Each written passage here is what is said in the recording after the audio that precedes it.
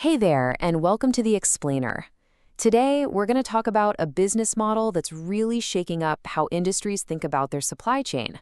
It's called Packaging as a Service, or PaaS for short. Now, to really get why this is such a big deal, let's just start with a simple question. So just take a guess. And look, I'm not talking about the cardboard box your new phone came in. I'm talking about the really heavy-duty, super specialized packaging that manufacturers use to ship extremely valuable, often fragile equipment. How much do you think just one of those things could set a company back? Believe it or not, the answer can be as high as 25,000 euros for a single package. Yeah. We're talking about these custom-built crates for delicate machinery or shockproof containers for super-sensitive electronics. These aren't just boxes, They are very, very expensive assets. And that huge cost, well, that's where the problem really begins. And that leads us straight into something we can call the ownership trap. See, when a company has to buy and own all of this incredibly expensive packaging, it kicks off a whole chain reaction of hidden costs and logistical nightmares that are, frankly, holding a lot of businesses back. This trap, it's really a two-headed monster. On one side, you've got this massive financial drain.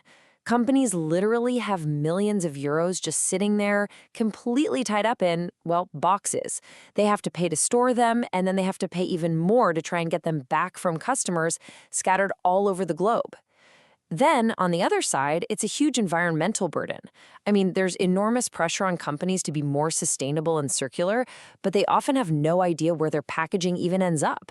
It's a black hole, and that has a really negative impact on their CO₂ footprint. I mean, think about it. A company that makes high-tech medical equipment, their main job isn't managing crates, right? It's not their expertise. There's no focus on it, no special policy for it.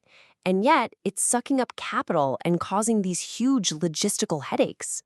It's just like this quote says, this is a classic example of an activity that is just screaming to be outsourced. So if owning everything is the problem, what's the solution? Well, this is that aha moment where a totally new way of thinking comes into the picture. So let's officially introduce packaging as a service. PaaS basically flips the whole script. Instead of buying, you rent. Instead of owning an asset, you pay for a service. And that simple switch, it's a game changer. It takes all of that expensive packaging and all the money tied up in it and moves it right off a company's balance sheet. It just becomes a simple, predictable operating cost. Okay, so that sounds great in theory, right? But how does this actually work in the real world? Let's get into the mechanics of it because it's actually a really flexible system that a company can ease into. So the beautiful thing about PaaS is that it's not some all-or-nothing scary switch. It's more like a roadmap. You can start off at a really basic level, just renting the packaging and handling all the shipping yourself. Then, when you're ready, you can level up to a just-in-time model, where your provider delivers the exact packaging you need right when you need it. And then, for companies that want to go all in and just focus on their core business, there's the full-service model. Here, the provider handles the whole shebang: delivery, high-tech tracking, and the entire returns loop. And the most important thing to remember here is that you are in control. You're in the driver's seat. You can start small, test it out, see how it works, and then gradually expand the service as your business grows. You get to define the pace, which just makes the whole idea of switching so much less risky. All right, so you've seen the problem and you've seen the solution. Now for the best part, the payoff. When a business adopts PaaS, there are 6 really big, tangible wins they can expect. Let's just quickly run through these. First, that financial drain we talked about, it disappears. The packaging is just gone from your balance sheet.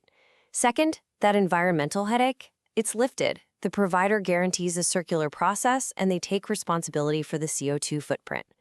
The logistical problems also just vanish. You don't need to pay for a giant warehouse to store empty crates anymore. Your costs become totally transparent. It's a simple pay-per-use model. And finally, your whole operation just gets more efficient because the right packaging is always there, right when you need it. See? Every single benefit is a direct solution to one of those ownership problems. Okay, now let's zoom out for a second. This whole idea might sound kind of new when we're talking about industrial packaging, but it's actually part of a much, much bigger shift that you're probably already a part of in your daily life. I mean, this pay-per-use model is everywhere you look. A lot of people don't buy a car anymore. They use a service like Snapcar when they need one. They don't own a bike. They pay a monthly fee to swap feet for a bike that just always works. Businesses have been renting professional tools for years instead of buying them.